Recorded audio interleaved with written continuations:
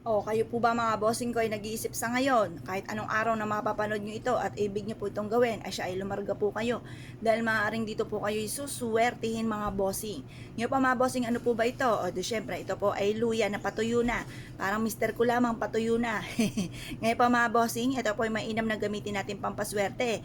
Alam niyo po ba mga bossing ko na ang luya ay mentras po natutuyo, ay mentras po ang swerte ang dulot po nito. Pero pag yan po mga bossing ko, yung bawang at natutuyo, ayan, malis po yon. Kaya kailangan po mga bossing ko kapag po bawang ay natuyo, ay itapon nyo na. Dahil marami na yung mga nahigop na negatibong enerhiya. Pero kapag gantong natutuyo ang ati pong luya, mga bossing ko, ay mas mainam po ito. Dahil ito po yung masigit na makakatrak naman ng swerte.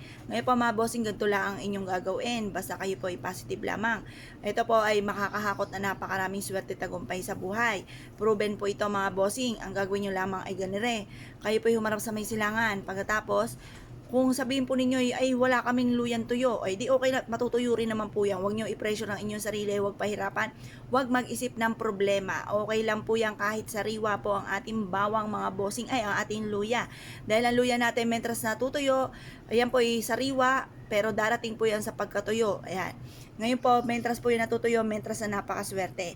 Ang luya natin mga bossing ko ay nagtatabi ng mga kamalasan at tutulungan ka nito na higit ka maka-attract ng swerte lalo na sa pera.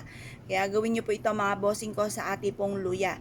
Ang luya mga bossing ko ay ibulong nyo ng temtim na mula sa puso. Halimbawa kayo po hirap makaipon. Sa aking sipag at tiyaga, ako'y makakaipon ng maraming pera at makakapundar ako na napakarami. Matutupad lahat ang mga pangarap ko sa aking pong buhay. Ganoon po ang pagwi-wish mga bossing. Direct to the point, walang gamit na sana. At pagkatapos, ito pa mga bossing ko yung mag-wish ka na ng todo-todo. Wala pong masama, wala pong bayad ang mag-wish ng todo-todo.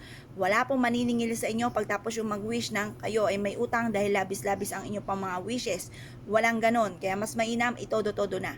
Ngayon pa mga bossing, pagtapos na po kayo mag-wish, ibilad ito sa sinag po ng araw sa umaga.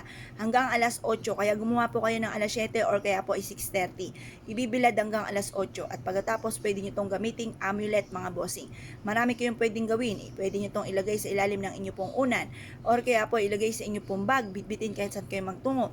Pwede rin naman po na lagyan nyo po ito ng ribbon na pula at isabit nyo po ito mga bossing ko sa may pintuan ng inyo pong main door at makakatulong po ito upang sa ganon kayo po higit na makatrak na swerte at hindi po kayo malasin sa inyo pong buhay. Pwede rin naman na maglagay ka ng ganito sa inyo pong bintana upang sa ganon kayo po ay hindi po mamalasin. Proven po ito, marami na nagpatotoo. Meron din po nga na nasa ibang bansa mga bossing ko na siya po ay ang daming pagsubok na pinagdadaanan. Siya ay laging dinadarang ng kanyang katrabaho. Siya po ay walang magawa dahil siya po ay nasa ibang bansa at siya po ay hindi pwedeng umuwi at inutang pa ang kanyang placement fee. Ngayon pa mga bossing, sabi ko po sa kanya, isubukan niya na magputol ng isang maliit na bawang at na luya at ilagay po ito sa kanya pong bulsa at ito po idalhin sa kanya pong trabaho. At yun po ay walang kabog-abog, ay tuwan-tuwa po siya at yung mga taong toxic sa buhay po niya ay nilayuan po siya. Isa po yan sa mga halimbawa mga bossing. Ngayon po mga bossing, kung kayo po naniniwala at naisyo po itong gawin, ay siya mga bossing, good luck po sa inyo po lahat.